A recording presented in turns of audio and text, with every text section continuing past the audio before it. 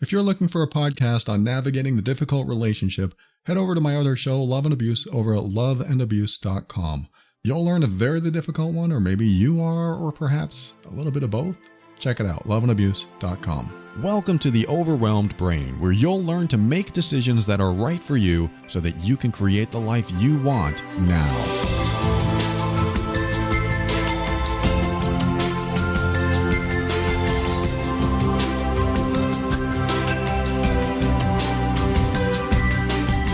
Hey, this is Paul Coliani, and I am here to help you learn to deal with difficult people and tackle life's challenges without compromising who you are. This show consists of my personal opinions and is meant for informational purposes only. Always seek a professional for your mental health and well-being. Man, my voice is getting scratchy. I think getting to that age where my voice doesn't sound like it used to.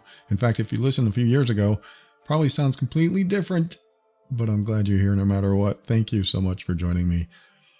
I just want to remind you that when times are tough, things will change. When times are tough, they sometimes get tougher. They sometimes get worse. They sometimes get better. And then when they don't get better, they might stay pretty bad for a while. These aren't happy truths. They're real truths. They are reality. You don't need to know this. You already know this. Some people don't take it to heart, though. Some people don't accept it as truth. They think that this is bad, and this is how it's going to be, and this is how it's going to stay. So what's the point? What's the point of looking for happiness if it's not there? What's the point of seeking joy in my life if there's no more joy to be had because XYZ happened? And there are some really devastating XYZs out there, unfortunately. And all the breakups that I went through at least, I think, 4 or 5 major relationships in my life where they all left me. And each time was devastating. Each time, well, actually the very first time, I went into a depression. I was in a moderate, I don't know if I was in a severe depression, but moderate to severe, I guess, depression, where everything that used to make me feel good didn't. Everything that used to make me feel bad didn't. Everything that used to make me feel sad or happy, they didn't anymore. It felt like I was devoid of emotions. That's why depression, at least the way I explain it, is sometimes a void. I call it a void. A void where like no emotion exists. And I want to feel those emotions, but they don't exist, or at least they don't when I'm in that depressed state. So depression for me was like a dark room that I couldn't even reach the light switch. And I did see a light coming through the door, but everything else was dark. And that's what it felt like for me, which is a very abstract description of depression. But my point is, I went through these kinds of dark, depressive moments. In fact, the first relationship I had, I was depressed. And then I actually had to go to therapy for a few times and learn how to express myself, learn how to express what was really inside of me.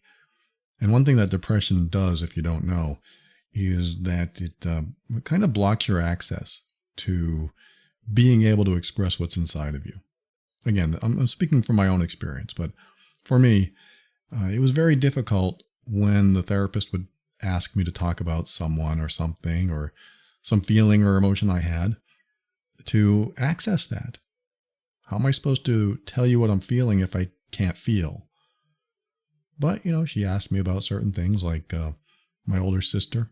I started talking about my older sister and how she was like a mom to me when my mom couldn't be a mom because she was busy trying to keep my stepfather away from us kids and from being violent and things like that.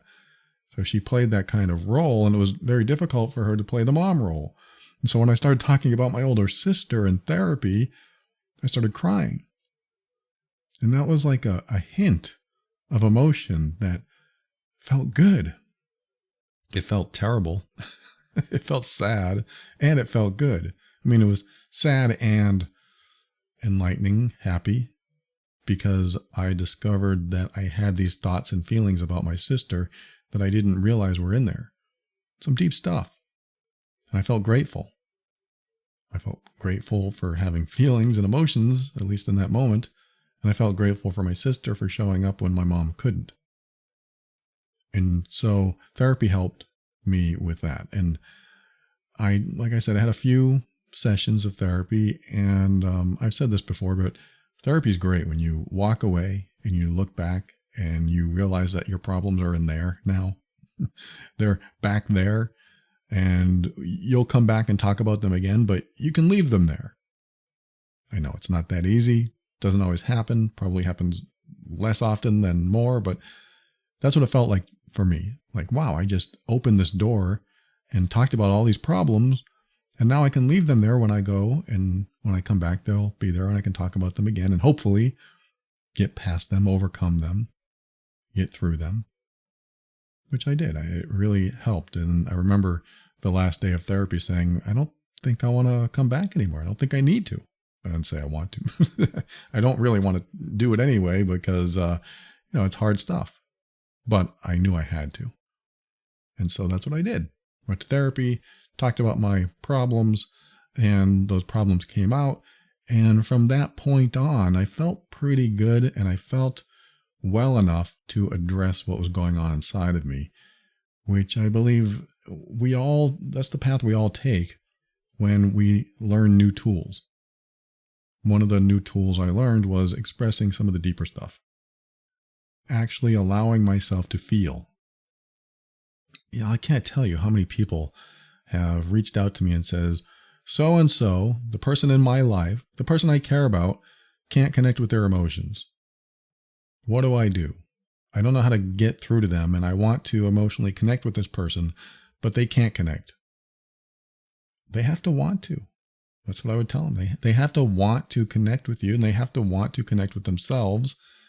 And some people, I'm not going to say they're incapable, but they have not practiced flexing that muscle, that emotional muscle.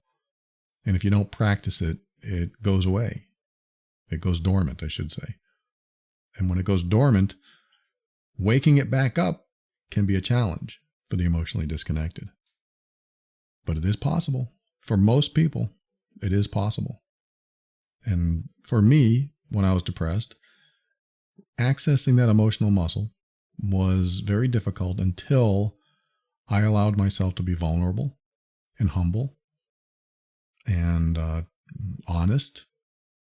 And then, in fact, this is what happened to me, is that the more honest I became with myself and the more honest about how I felt about certain people in my life, the more I connected with myself.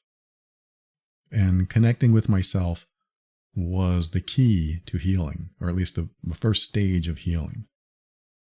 When you're able to allow whatever's inside of you out and see it in front of you, or talk about it with someone you trust or love, and you can express those feelings and those thoughts, even if they're dark.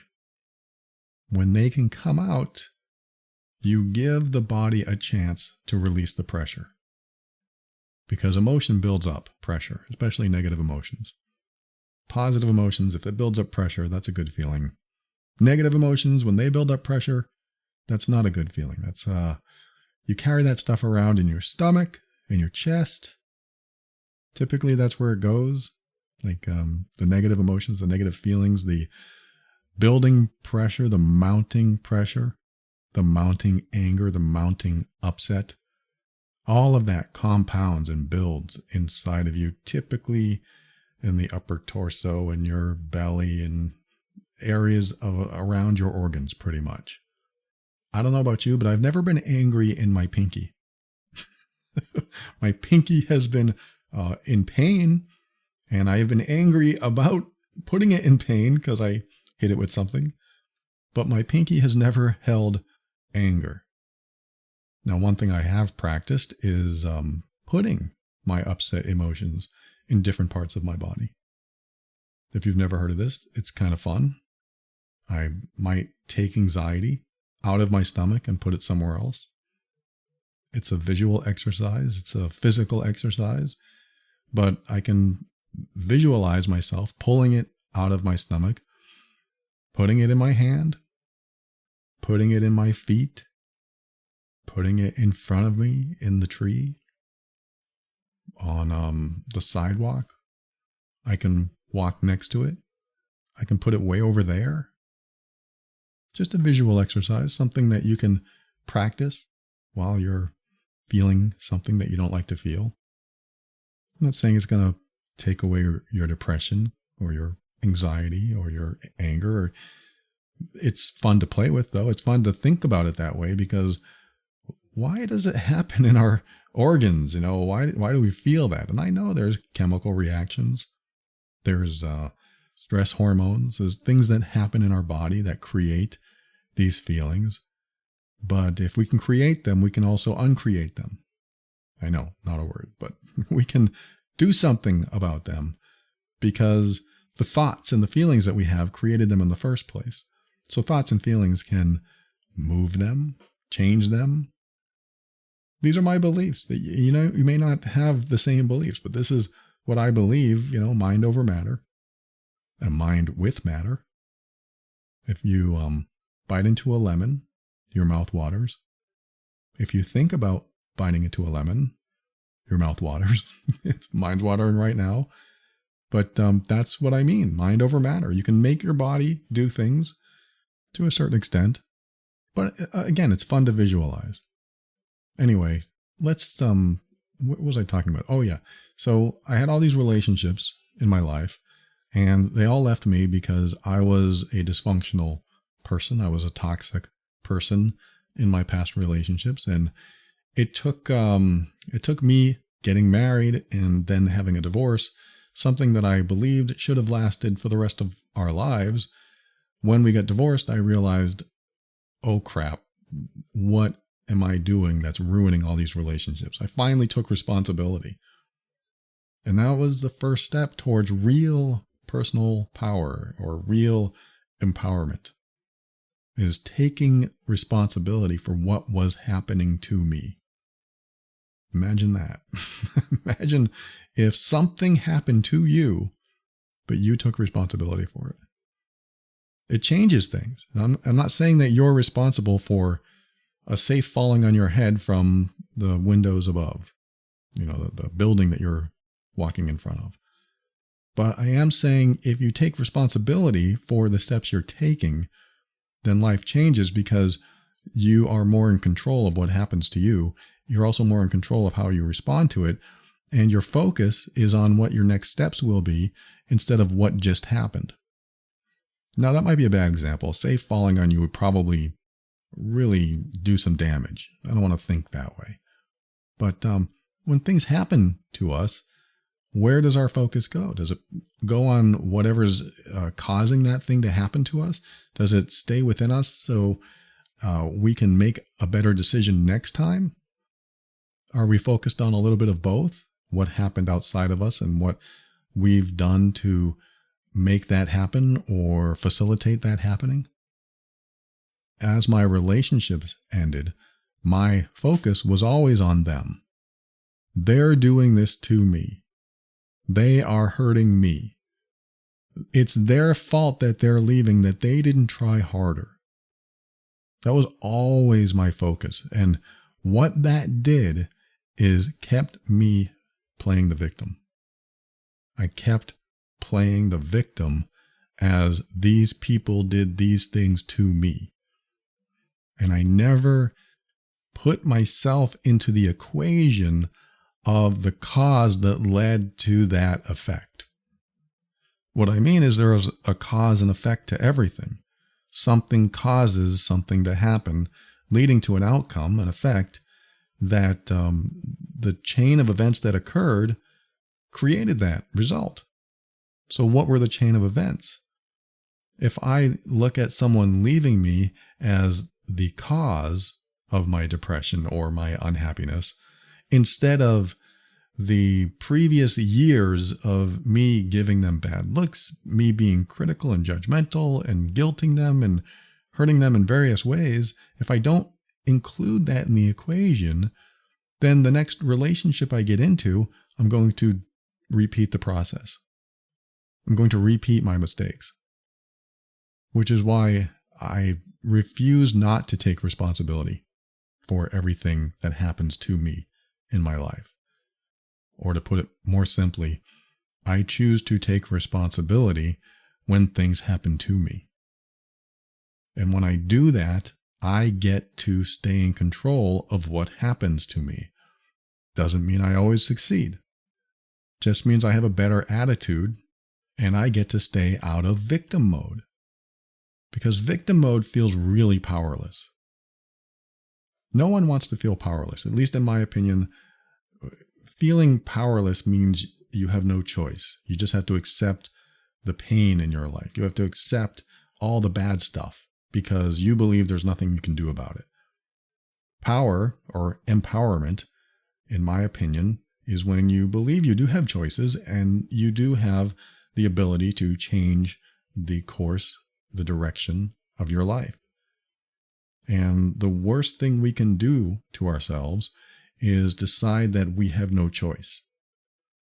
And, my fiance, Asha, she says, we always have a choice. We just don't like the choices sometimes. And yeah, that's absolutely true. We always have a choice. We just may not like the choice. And then people will say, yeah, but I really do have no choice. I have, like this person who wrote to me a few years ago. I wrote back to him and said, what's going on? What's going on in your life? Because you told me that you're on the verge of divorce. You have pets. You have this business together with your wife, and you're going to lose everything. That's what he said. I'm going to lose everything. I just don't know what to do. I forget if I made an episode on that or what, but I know like a couple years later, I wrote to him and I said, how are things? What happened? Where are you in your life today? And he said, wow, I haven't thought about this in a while, but things are so much better. Things are so much better now. We got divorced. I ended up filing for bankruptcy. And now I have a new business and I met someone new. This might have been actually more than 2 years, like 4 years. But a lot of the changes that took place in his life when he was in a bad place, that's all he could see. Nothing but bad will happen. He was a victim and he felt like a victim, and his wife was probably a victim too. All of this is just, no one is happy. No one is feeling good about what's happening in the moment. And it's so hard to see any type of silver lining or positive outcome. But when you're in the deepest, darkest state of being and you're experiencing all these challenges, the fog is so heavy, you can never see a successful outcome. You can never see something positive coming from any of it. And that's where he was. I just don't see anything good happening out of this. In fact, it's nothing but bad. So, how do I deal with this? And then 2, 4, whatever, how many years later, I ask him what's going on. I met someone new. I'm in a very healthy relationship. I went through bankruptcy and I'm so glad I did. So he lost his business and he's so glad that he went through a bankruptcy. All his debts were cleared and he was just a different person in a different space. He had a new business. I mean, all of these things happened and it took some time for them to happen. And this is what I see over and over and over again. And I also try to convey this to anyone that's in a dark space, whether it's depression, whether you're having suicidal thoughts. When you're in that dark space, the fog is so heavy, you cannot possibly see A, a way out, B, any type of positive outcome, and C, future happiness. You can't see any of that. It's there. It might be way in the future, but it's still there. And that's why it's so important that you remember the decisions that you're making during those dark, cloudy, foggy moments in your life. that you don't have all the necessary resources to be able to see that positive outcome. And we have to be really careful what kind of decisions we make, even though we feel like nothing good will ever come from the moment we're in. Nothing good will come in the future. Sometimes we need to wait. Sometimes we need to go through the pain. This is what happens though. In depression, like when you're depressed, unless you get through it, the depression can last and give you a continually dismal outlook and perspective, daily perspective.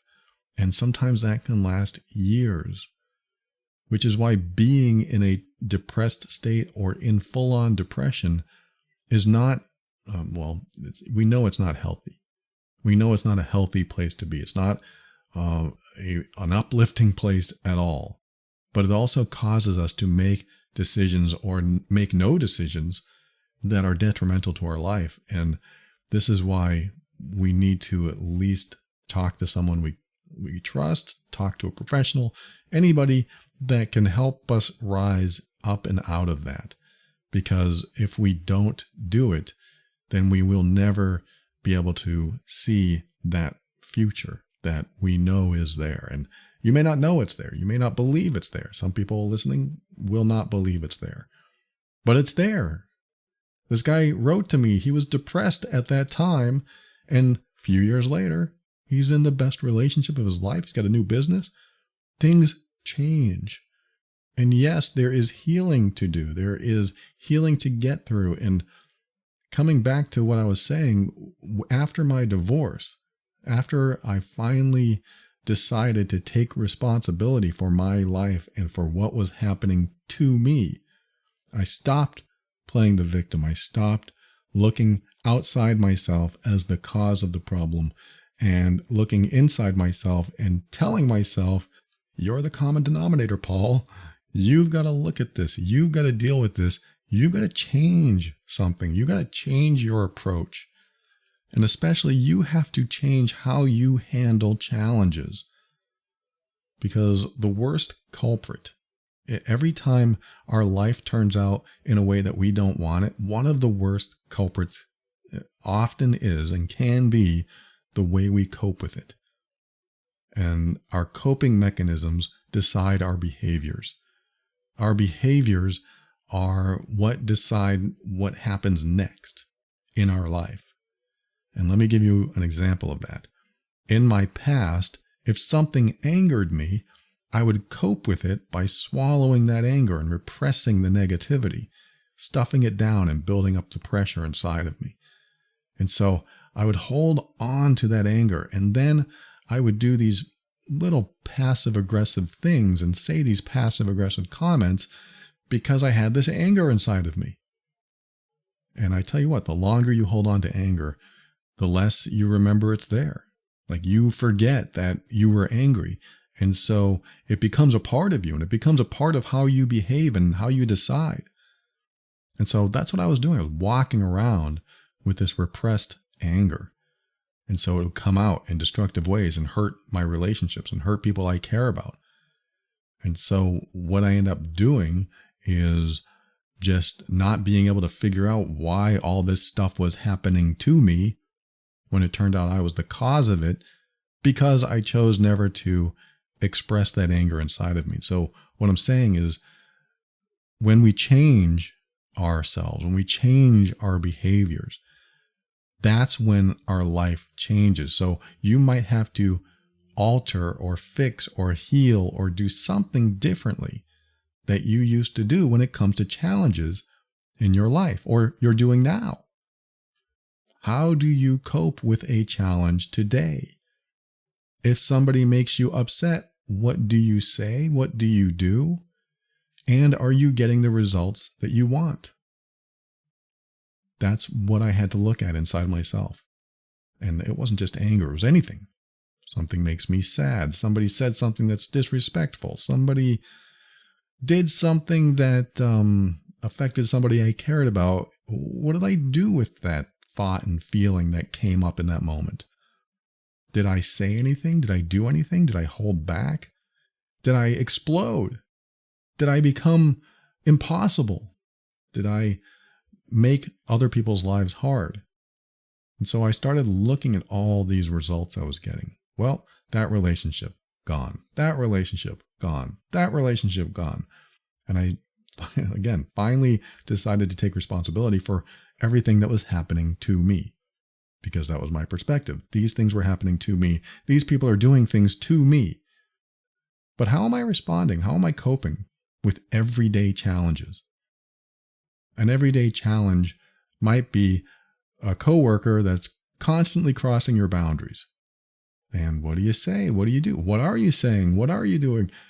What's happening when you do what you do, or say what you say, or don't do what you want to do, or don't say what you want to say? What is happening? What result are you getting?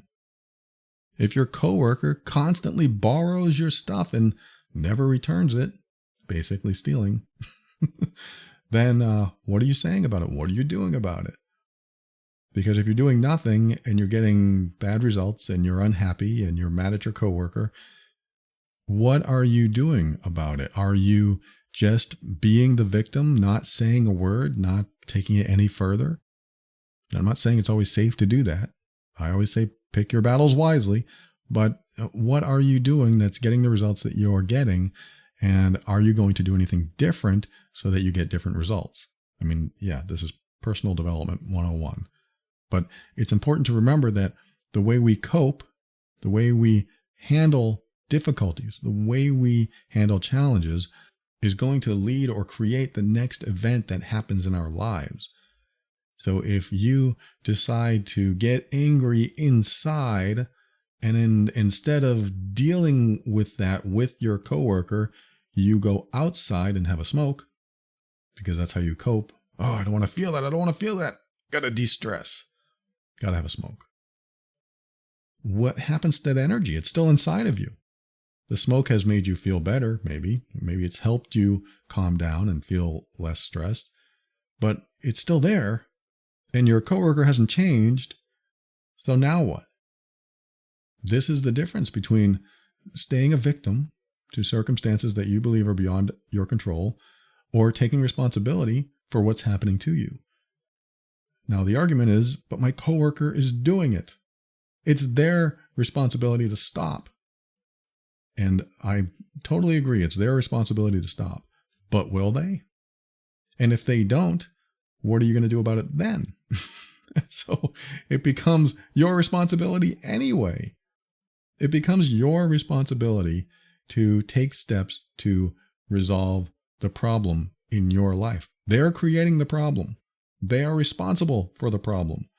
And now you have this problem in your life, which means you have a responsibility to take care of this problem, no matter who created it. That may not be pleasant to hear. And I'm not saying that you can do this with every person in your life or every circumstance that comes your way. I'm just saying it's a mindset shift. You look at it and you say, that person's responsible for doing these bad things or doing things that are making me angry, and I'm responsible for my anger. And I can either swallow it, I can either get upset and repress it, or I can lose it and just have a field day yelling and screaming. I don't know if that's going to be productive, maybe, but look at your results. What results are you getting?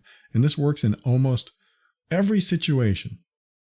If you're in a relationship with somebody who does something that hurts you or says something that makes you feel bad, how do you respond to that? How do you cope? What do you do when that happens? Because if you do something that gives you the same results, then you might have to do something different if you don't like the results. If you don't like the results you're getting, you might have to do something different. Because I hear from people that say, you know, I have told this person, I've told my partner that they hurt me, and I wish they would stop hurting me when they say that or do that. And they don't stop. And so I'll cry, and I can't believe they see me crying, and they still don't stop. And so I have to be careful when it comes to telling somebody that you're crying isn't enough to make someone stop, so you might have to do something different. And they're going to tell me, of course, I can't help but cry because it's so sad. This person says they love me, and I get it. And I agree. If someone loves you, they shouldn't make you feel that way, but they're in their own world and they need to be told, or they need to be reminded how to treat someone. And sometimes we have to change the way we cope with whatever's going on, with whatever somebody did to us, with whatever somebody is doing to us. Sometimes we have to change the way we cope. So if crying has been the way you cope and the way you get through it, you might have to change that. Well, what do I do instead? I'm hurt. You might have to say, I'm hurt. I'm hurt when you do that. And this has to stop. You can't keep doing this. It hurts me.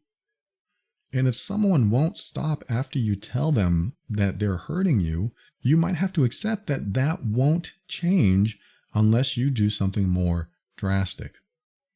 Drastic is accountability.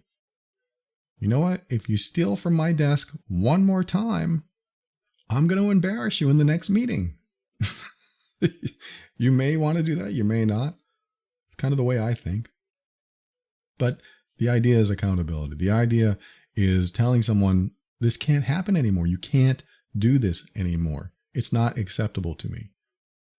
And this is what happens is you learn who really cares about you and who really doesn't, and who really loves you and who just loves themselves or just wants to control you or change you. And so you present an option for them. The option is the option to change. I'm giving you an opportunity to change. I'm empowering you with a gift on how to treat me better so that we can get along better, so that we can function well together. This is an opportunity for both of us. Here is your opportunity. This may not have worked in my relationships, maybe. Like when the person I was with felt that they were being hurt by me. Actually, it would have. Now that I think back, it would have absolutely worked, because they would have looked at me and said, if you don't stop doing this, I'm leaving. That would have scared the hell out of me. You're leaving? Okay, I'll stop. And that would have scared the hell out of me because I had a fear of abandonment. I had a fear of being alone, and I used them as my only source of happiness, which is very toxic, very dysfunctional. But it would have shaken my foundation enough to realize that they were unhappy and they were feeling hurt and they were serious that whatever I'm doing has to stop. I don't know if I would have gone to therapy. I don't know if I would have changed. I just know that it would have really rattled my cage. It would have woken me up because I was a different person back then. I was definitely insecure. And so hearing those words from somebody I cared about, that would have been enough for me to realize that they're serious about something and I needed to do something about it. And I don't know if I would have changed. Back then, I was not very open to being wrong.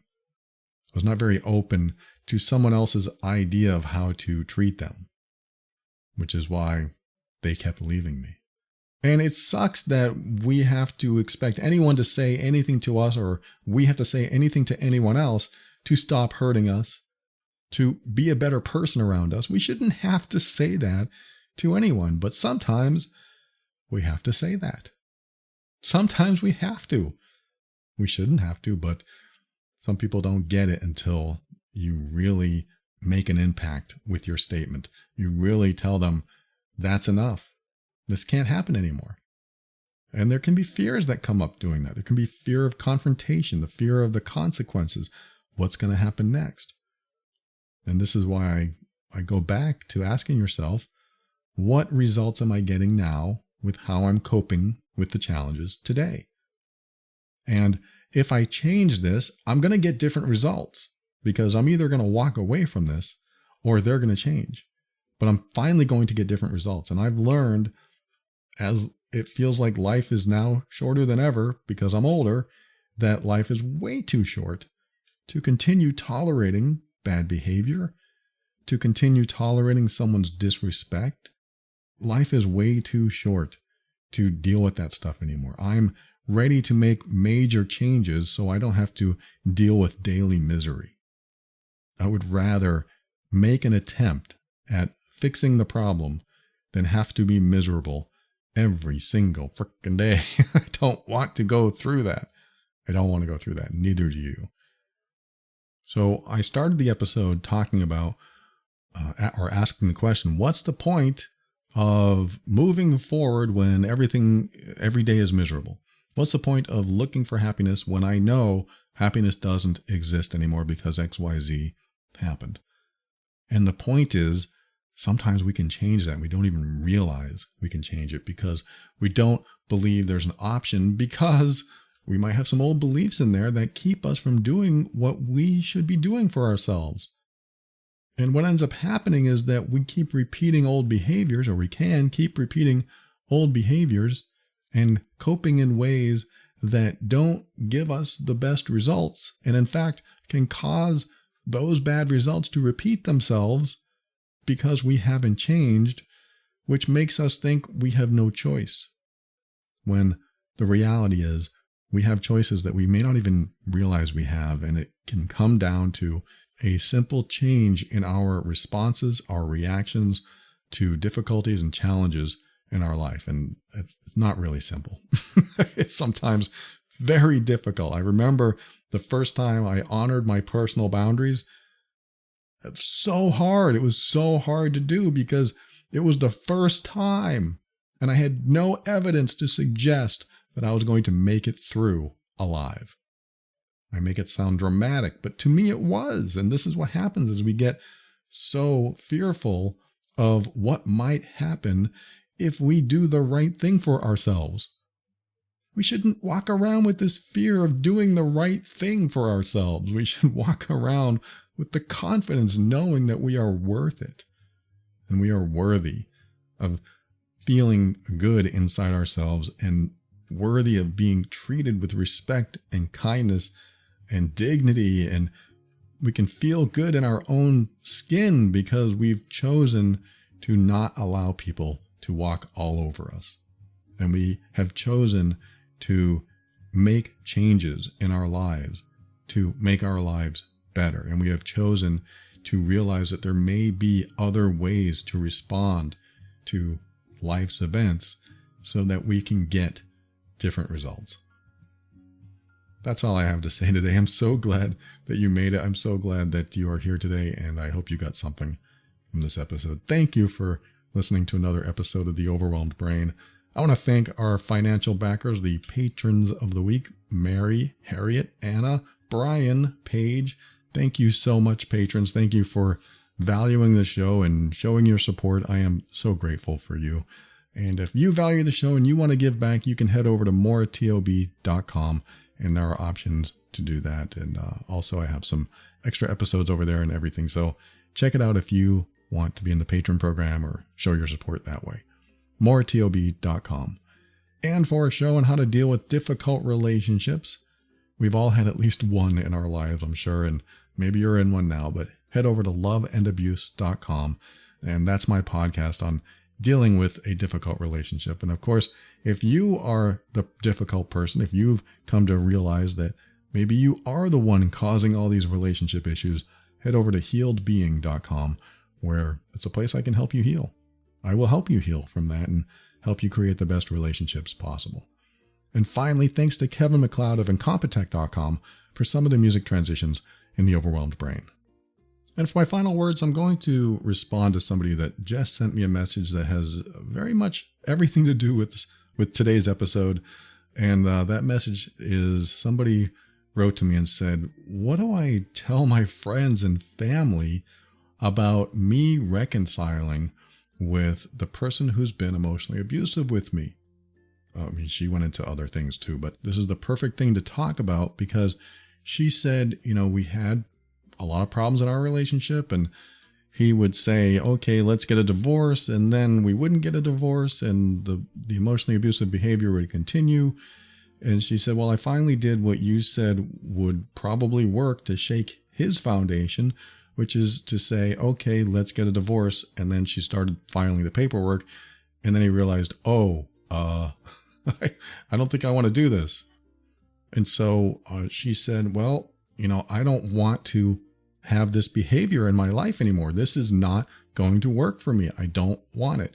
She took a different step. She took a big step, a scary step, and said, fine, let's just get a divorce. And that made him realize that she was serious.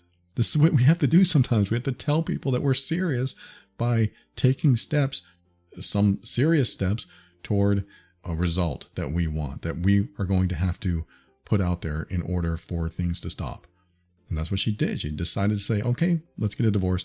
And he said, whoa, oh crap, this is really happening. You're serious.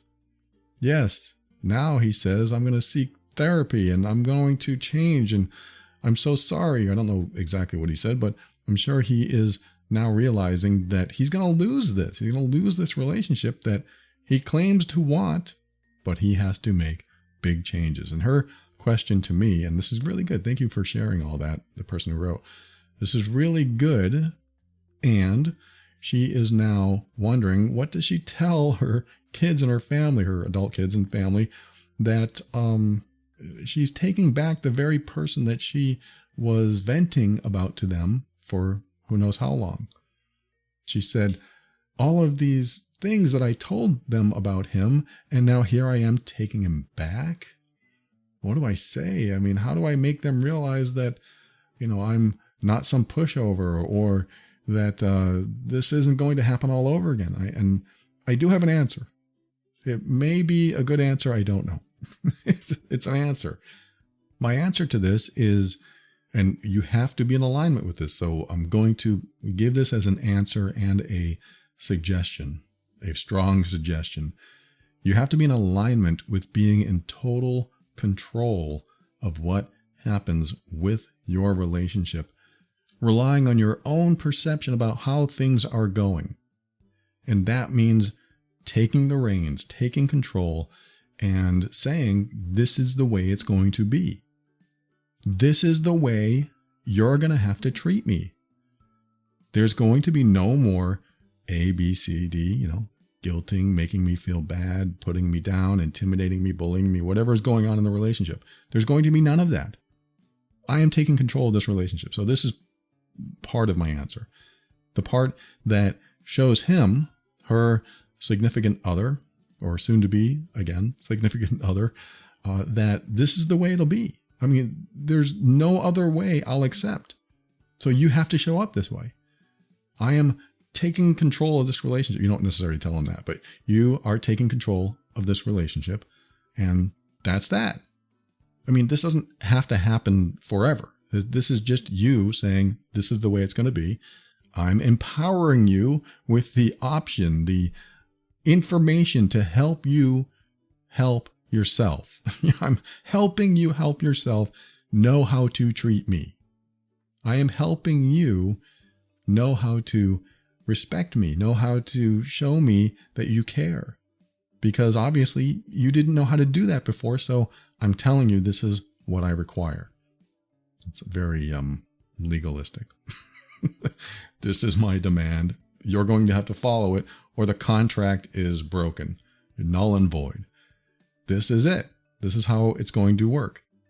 And if he continues to show up in a good way for months and months and years, then you don't have to be that way anymore. You can slide into it and feel good and have a great relationship because he really has changed. Let's hope it goes that way.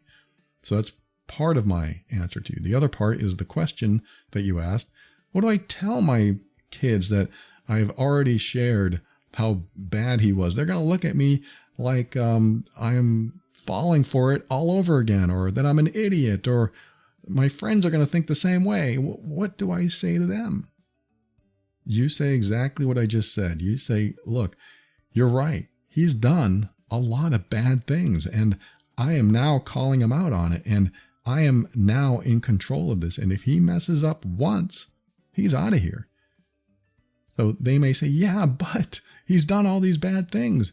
And I'm assuming you're getting back with him because there have been good times too, and you've seen good things in him. And that needs to be conveyed as well. Look, I've seen some of the good. I have told you nothing but bad stuff, and it's all true. Everything I've told you is true, and it's very valid. And believe me, my guard is up. But at the same time, I've seen the good. And when he's not doing these bad things, the good is good. And if he is able to heal from being hurtful and doing all these other behaviors, then we can actually have a good relationship. But this time, and this is his last time, this is my suggestion, this is his last time, this is his last chance to show me that he can change. But this is the first time I've been in total control of what happens next. So when your kids and your friends start saying, well, aren't you worried that he's going to do this again? And what are you, crazy? You can say, I know it looks crazy, but I, for the first time, feel very good about how I'm doing this. And I am in full control. And he knows if he messes up once, he's out of there. So I know that I've told you all these things. I've used you as a sounding board. I've vented to you. And he has done a lot of terrible things. And he knows it because I've told him. And I'm going to continue talking to him about those things. And if he doesn't change, I'm going to kick him out again. And I have no problem, because this time is the first time I feel like I am in control of my life. I am taking responsibility for what's going to happen to me and to this relationship, because before I let so many things slide. And I'm not saying that you're at fault for that. I'm just saying, when you're speaking to your friends and your family and you're telling them why you're getting into the relationship again, and you're explaining to them why it's different this time, you have to be confident. You have to own it. I don't want you saying, well, I hope it's okay. I hope things work out, and I'm not sure, but we'll see. Because as soon as you step into that kind of energy, like, oh, we'll see, I'm not too sure, then they'll see the old you. I mean, I'm making total assumptions here, but I'm assuming that they'll see the old you. They'll see you unsure of yourself, more tolerant of bad behavior, giving the benefit of the doubt, and too resilient to toxicity. And when you have those qualities, you are more likely to be a little wishy-washy. And I don't mean to put you down with that, but some people are like that. They just don't have that surety of self. And when you have a surety of self, when you know what you'll accept and what you won't accept, when you're clear on your boundaries, when you're clear on your relationship values, then you can look at someone and say, you can't cross the line. And if you do, you're out. And when you feel that confidence and you can convey that confidence to others, they may still say things to show you that they love you and they don't want you to get hurt again. And you can say, oh no, I'm not going to get hurt, because he'll be out on his butt. He will be out on his butt, and he knows it. And you can even continue. I've seen good in him before. And if he is capable of going to therapy and healing and actually treating me right, he could be a good man. This is his chance, his final chance. So that's a very committing statement. You are committing to doing whatever it takes if he messes up. So you kind of have an accountability group going on here. Your friends and family, where you say, oh no, he messes up again, he's out of here. If you tell them that, and he messes up again in a big time bad way, that's no going back, and they know about it, they learn about it, and you don't do anything about it, they're going to lose faith that you have the ability to control this relationship. They're going to lose faith that you are going to be in a good relationship. They're going to think that you just don't have it in you to make good decisions. And it's terrible. I don't want to tell you that, because you do. You definitely do. But friends and family that have seen you gone through the worst, and now you're telling them that you're going to get back with the person that made it the worst for you, then they're going to need to hear your strength. They're going to need to know that you have control of this now. And if you feel that anything is out of line, that you're going to take care of it. So that's my thought. I think you should convey that kind of confidence. And I think you should feel that kind of confidence too. You should be in that space. You should be very congruent with what you're conveying and how you feel. If you are expressing confidence and you're not confident in yourself, then you really have to decide how you're going to approach this reconciliation. How are you going to approach it? If you are too lax in your boundaries and your values, and he starts violating them again, you're right back at square one. I don't want you to be there. I want you to take charge of your life, knowing what you want for yourself, knowing that nobody can ever treat you like that again, him or anyone else, no one. Because when you do that, and he shows up within that criteria, meeting your boundaries, meeting your values, and it turns out that he really does have a lot of good qualities and the relationship gets stronger and better all the time, then you can start to relax on your boundaries and your values because they're being met. And you don't have to be so, you don't have to be that controlling person that makes sure everything goes right, because you can relax and slip into a better relationship. And that's what I want for you. If that's the direction that this can go and he is serious about healing and changing, great. You just have to keep that guard up for a while because you want to make sure that he is serious. And I have episodes over at loveandabuse.com. If you want to find out if the abuser has changed, the episode is called Have They Really Changed? I think that's one of them. And I have other episodes too that will help you over there as well. But I hope this helps. Thank you so much for writing. And thanks for listening to another episode of The Overwhelmed Brain. Always keep an open mind because that's how you step into your power so that you can create the life you want. Always take steps to grow and evolve. You are powerful beyond measure. And above all, and this is something I absolutely know to be true about you, you are amazing.